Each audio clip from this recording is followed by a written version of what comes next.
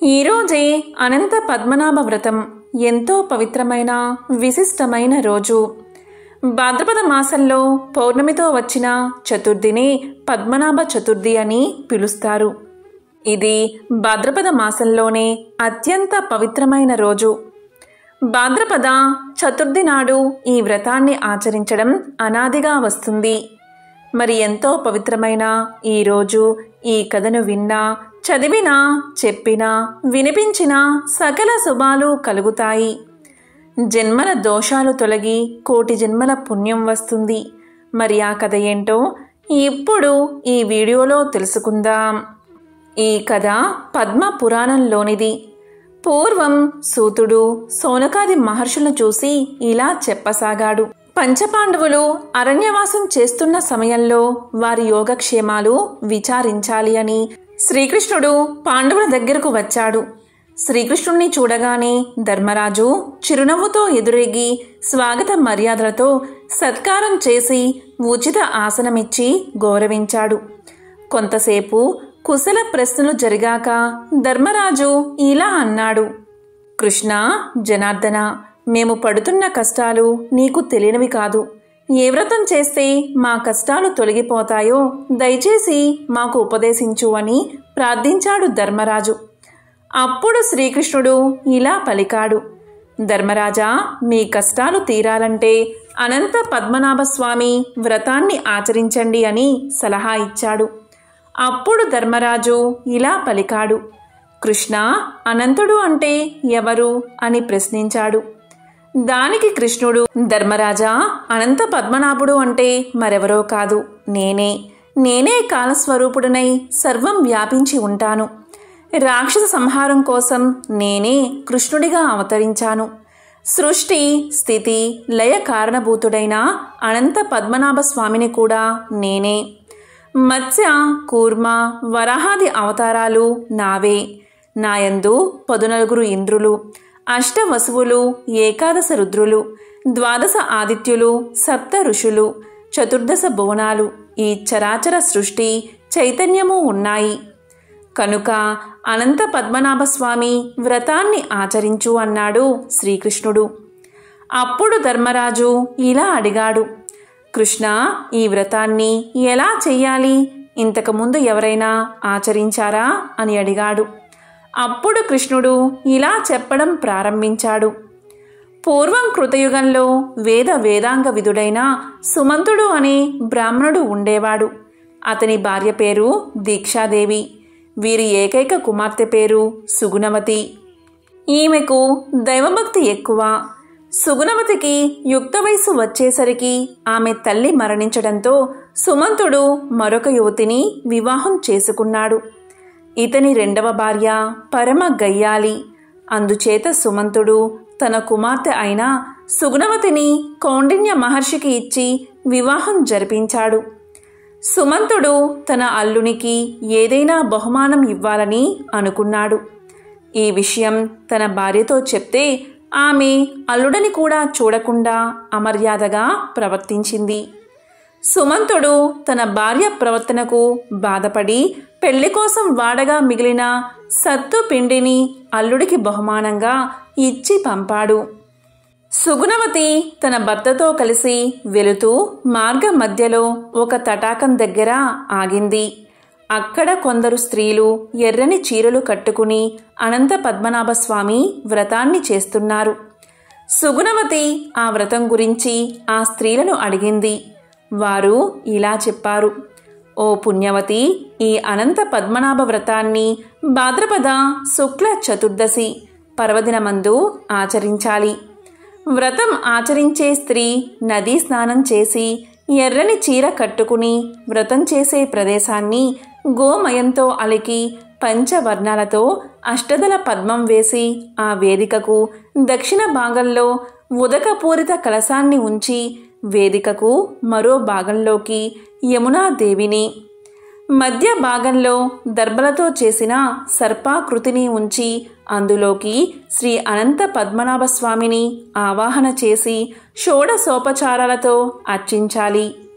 పూజా ద్రవ్యాలన్నీ 14 రకాలు ఉండేలా చూసుకోవాలి.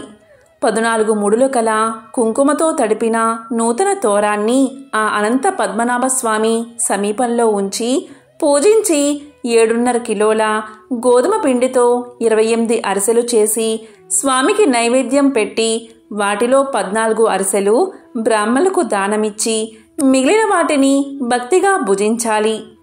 ఇలా 14 సంవత్సరాలు వ్రతాన్ని ఆచరించి ఉద్యాపన చెయ్యాలి అని చెప్పారు. వెంటనే సుగుణవతి అక్కడే శ్రీ అనంత పద్మనాభస్వామి వ్రతాన్ని ఆచరించి తన తండ్రి ఇచ్చిన సత్తుపిండితో అరిసెలు చేసి బ్రాహ్మణుడికి వాయినం ఇచ్చింది. ఆ వ్రత ప్రభావం వల్ల సుగుణవతి అఖండ ఐశ్వర్యవంతురాలయ్యింది. కౌండిన్యుడుకు గర్వం పెరిగింది. ఒక సంవత్సరం సుగుణవతి వ్రతం చేసుకుని తోరం కట్టుకుని భర్త దగ్గరకు వచ్చింది. కౌండిన్యుడు ఆ తోరాన్ని చూసి కోపంగా ఎవర్ని ఆకర్షించాలని ఇది కట్టుకున్నావు అంటూ ఆ తోరాన్ని నిప్పుల్లో పడేశాడు. అంతే, ఆ క్షణం నుంచే వారికి కష్టకాలం మొదలై గర్భదరిద్రులు అయిపోయారు. అతని ఇల్లు అగ్నికి ఆహుతై అడవుల పాలయ్యాడు. అప్పుడు కౌండిన్యుడికి స్వామి జ్ఞాపకం వచ్చి ఆ దేవుణ్ణి చూడాలని తిరగసాగాడు. అలా తిరుగుతూ కాయలు ఆకులతో సమృద్ధిగా ఉన్న మామిడి చెట్టును చూసి దానిపై ఒక్క పక్షి కూడా లేకపోవడంతో ఆశ్చర్యం చెంది ఆ చెట్టుతో ఇలా పలికాడు: ఓ వృక్షమా, అనంత పద్మనాభుణ్ణి చూసావా అని అడగగా దానికి ఆ చెట్టు నేను చూడలేదు అంది. అలాగే పచ్చగడ్డిలో ఊరికే నిల్చుని ఉన్న దూడను అడిగాడు. ఒక ఆవును, ఒక ఎద్దును, పుష్కలంగా నీటితో నిండిన 2 సరస్సులను, ఒక గాడిదను మరియు ఒక ఏనుగును మీరు అనంత పద్మనాభుణ్ణి చూసారా అని అడిగాడు. దానికి అవి మాకు తెలియదు అని సమాధానం చెప్పాయి. మతి భ్రమించిన వాడివలే అలా తిరిగి అలసిపోయిన కౌండిన్యుడు ఒకచోట సొమ్మసిల్లి పడిపోయాడు. అప్పుడు దయాళువు అయిన స్వామికి భక్తునిపై కృప కలిగింది. వృద్ధ బ్రాహ్మణుడి రూపంలో వచ్చి అతనిని లేపి చెయ్యి పట్టుకుని ఒక ఆశ్రమానికి తీసుకెళ్లాడు. ఆ ఆశ్రమం నవరత్న ఖచ్చితమై ధన ధాన్యాలతో తులతూగుతూ ఉంది. అక్కడ శ్రీహరి శంఖ చక్ర గదాధారి అయి ఆ కౌండిన్యుడికి అనంత పద్మనాభ స్వరూపంతో దర్శనం ఇచ్చాడు. అప్పుడు కౌండిన్యుడు సంతోషంతో శ్రీహరిని వేణోళ్ల స్తుతించాడు. అప్పుడు ఆ స్వామి తృప్తి చెంది, ఓ బ్రాహ్మణోత్తమా, నీ భక్తికి మెచ్చి నీకు శాశ్వత వైకుంఠ ప్రాప్తిని కలిగిస్తున్నాను అని దీవించాడు. అప్పుడు కౌండిన్యుడు అడవిలో తాను చూసిన మామిడి చెట్టు, ఎద్దు, సరస్సులు, గాడిద, ఏనుగుల గురించి ప్రశ్నించగా దానికి ఆ శ్రీహరి ఆ మామిడి చెట్టు పూర్వం ఒక విద్యావంతుడైన బ్రాహ్మణుడు అని, ఎవరికీ విద్యను బోధించినందువల్ల ఇప్పుడు ఎవరికీ ఉపయోగం లేని చెట్టుగా గాను, దాన ధర్మాలు చేయని ధనవంతుడు, గడ్డిని సరిగ్గా తినలేని ఆవుగాను, ఉపయోగం లేని భూములను దానం చేసిన రాజు వృషభంగాను, సాటివారిని సదా దూషించే వ్యక్తి గాడిదగాను, పూర్వీకులను విస్మరించిన వ్యక్తి ఏనుగు రూపంలోనూ జన్మించారు అని తెలియచేశాడు. అలాగే ఆ 2 సరస్సుల్లో ఒకటి ధర్మం, మరొకటి అధర్మం అని వివరించాడు. అలాగే 14 సంవత్సరాల పాటు వ్రతాన్ని ఆచరించవలసిందిగా శ్రీహరి అతన్ని ఆదేశించి అంతర్ధానమయ్యాడు. వరాన్ని పొందిన కౌండిన్యుడు ఆశ్రమం చేరి తన భార్యకు జరిగిన విషయాన్ని వివరించి 14 సంవత్సరాల పాటు అనంత పద్మనాభ వ్రతాన్ని ఆచరించి భార్యా సమేతుడై వైకుంఠాన్ని చేరుకున్నాడు. ఆ మహావిష్ణువు అతనికి ఒక నక్షత్ర స్థానాన్ని కల్పించాడు. అగస్త్యుడు కూడా ఈ వ్రతాన్ని ఆచరించి జగత్ ప్రసిద్ధుడు అయ్యాడు.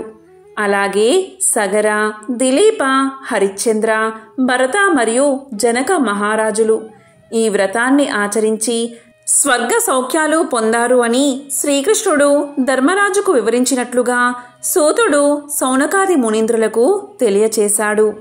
ఈ వ్రతాన్ని ఆచరించడం వల్లే అర్జునుడు ఒంటి చేత్తో కౌరవులందరినీ మట్టి కరిపించాడు.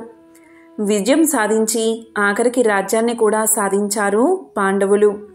అనంత పద్మనాభ వ్రత మహిమ వల్లే పాండవులకు పోయిన రాజభోగాలన్నీ తిరిగి వచ్చాయి.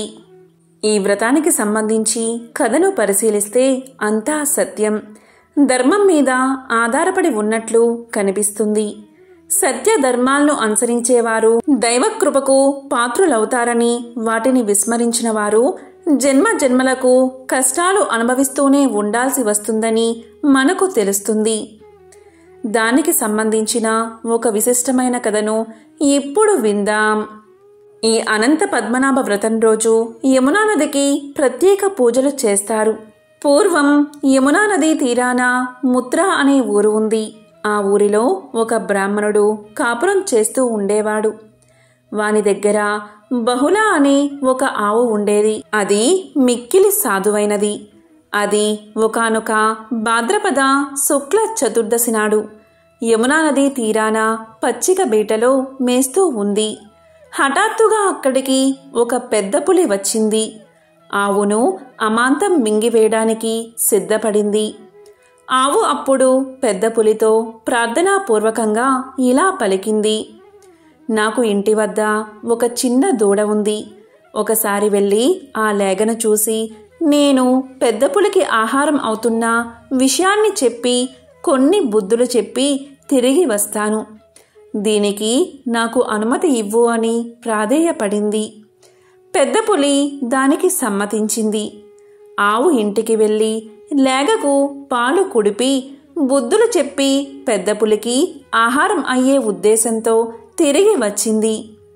ఈలోగా హఠాత్తుగా ఏదో ప్రమాదం జరిగి పెద్ద పులి చనిపోయింది. పెద్ద పులి శవం అక్కడ పడి ఉంది. దానిని వదిలిపోయిన ఆత్మ పూర్వజన్మలో పరిపక్వం కావడం వల్ల బాగా జ్ఞానవంతమయ్యింది. అది తిరిగి వచ్చిన గోవుతో ఇలా పలికింది: నీవు తిరిగి నీ లేగ వద్దకు వెళ్ళిపోవలసింది. ఈనాడు భాద్రపద శుక్ల చతుర్దశి. ఈనాడు పుజిమించిన వారికి పుణ్యాత్ములకు గోసంపద బాగా వృద్ధి పొందుతుంది. ఆ పుణ్యాత్ముల గోవులకు ఎప్పుడూ కాని వ్యాఘ్రాది క్రూర మృగాల పీడ ఉండదు. దీనికి యమునా నది సాక్షిగా పూట కాపుగా ఉండగలదు అని పలికింది పులి. భాద్రపద శుక్ల చతుర్దశి నాడు సంఘటితమైన వరప్రదానానికి పూటకావు కావడం వల్ల యమునా నది తోయలకు ఈనాడు ప్రత్యేక పూజను చేస్తారు. ఈ పూజకు సంబంధించిన మంత్రాలలో విష్ణు రూపి సర్వకామ ప్రదాయిని, సర్వ పాప ప్రణాశిని మున్నగు విశేషణాలు యమునకు వాడబడ్డాయి. అనంతుడు అంటే ఆదిశేషువు, విష్ణువు రుద్రుడు మున్నగు అర్థాలు కనిపిస్తాయి. ఇక్కడ పూజలు అందుకునేది విష్ణువుకు పాన్పు భూమిని మోసేవాడు అయిన ఆ ఆదిశేషువు. ఈ వ్రతంలో భూభారాన్ని వహిస్తున్న అనంతుడిని, ఆ ఆదిశేషుణ్ణి సయ్యగా చేసుకుని పవలించి ఉన్న శ్రీ మహావిష్ణువును పూజించడం కనిపిస్తుంది. ఈ వ్రతాన్ని కష్టాల్లో ఉన్న పాండవులు ఆచరించి తిరిగి తమ రాజ్యాన్ని పొందారు. ఈ వ్రతాచరణ వల్ల అర్జునుడు కౌరవులందరినీ మట్టి కరిపించాడు. ఘన విజయం సాధించి ఆఖరికి రాజ్యాన్ని సంపాదించారు పాండవులు. ఈ అనంత పద్మనాభ వ్రత మహిమ వల్ల పాండవులకు పోయిన రాజభోగాలన్నీ తిరిగి వచ్చాయి. ఈ వ్రతాన్ని ఎలా ఆచరించాలి అంటే, ఈ వ్రతాన్ని ఆచరించేవారు శుభ్రంగా తలస్నానం చేసి ఇంటిని, పూజా మందిరాన్ని శుభ్రం చెయ్యాలి. పూజా మందిరంలో అష్టదళ పద్మాన్ని తీర్చిదిద్దాలి. ఆ పద్మం చుట్టూ రంగవల్లికలతో అలంకరణ చేసుకోవాలి. దానికి దక్షిణ భాగంలో నీరు నింపిన కలశాన్ని ఉంచాలి. ముందుగా ఒక మండపాన్ని ఏర్పాటు చేసుకోవాలి. అందులో 14 పడగలు గల అనంతుణ్ణి తయారు చేసి ప్రతిష్ఠించాలి. సామాన్యంగా దర్భలను ఉపయోగించి అనంతుణ్ణి తయారు చేస్తారు. ముందుగా గణపతిని, నవగ్రహాలను పూజించిన తరువాత యమునా పూజ చెయ్యాలి. యమునా పూజ అంటే నీటిని పూజించాలి. బిందెతో నీటిని తెచ్చుకుని ఆ నీటిలోకి యమునను ఆవాహనం చేసి పూజించాలి. తరువాత అనంతుణ్ణి షోడశోపచారాలతో పూజించి బెల్లంతో చేసిన 28 అరిసెలను నైవేద్యంగా పెట్టాలి. వ్రత కథ చెప్పుకుని అనంత పద్మనాభ స్వామికి నమస్కారం చేసి అక్షింతలు తలపై చల్లుకోవాలి. వ్రతంలో తోరాన్ని కట్టుకోవాలి. ఎరుపు రంగులో 14 పోచలతో తయారైన తోరాన్ని ధరించాలి. ఈ వ్రతాన్ని అనంత పద్మనాభ చతుర్దశి వ్రతము లేదా అనంత పద్మనాభ వ్రతము అని పిలుస్తారు. కామ్య సిద్ధి కోసం చేసే వ్రతాలలోకెల్లా అనంత పద్మనాభ స్వామి వ్రతం ప్రధానమైనదిగా హిందూ సాంప్రదాయంలో ఉన్న వ్రతగంధాలు చెబుతున్నాయి. దీనిని ఆచరించడం వల్ల సకల సంపదలు కలగడంతో పాటు కష్టాల్లో ఉన్నవారు కూడా బయటపడ్డానికి తరుణోపాయంగా ఉపయోగపడుతుంది. ఈ వ్రతాన్ని కష్టాల్లో ఉన్న పాండవులు ఆచరించి తిరిగి తమ రాజ్యాన్ని పొందారు. ఎంతో పవిత్రమైన విశిష్టమైన ఈ రోజు ఈ కథను విన్నా, చదివినా, చెప్పినా, వినిపించినా సకల శుభాలు కలుగుతాయి. జన్మల దోషాలు తొలగి కోటి జన్మల పుణ్యం వస్తుంది. ఆ అనంత పద్మనాభుడి సంపూర్ణ అనుగ్రహం మీకు కలుగుతుంది. ఓం నమో నారాయణాయ. ఓం నమో భగవతే వాసుదేవాయ. ఓం అనంత పద్మనాభ స్వామినే నమః.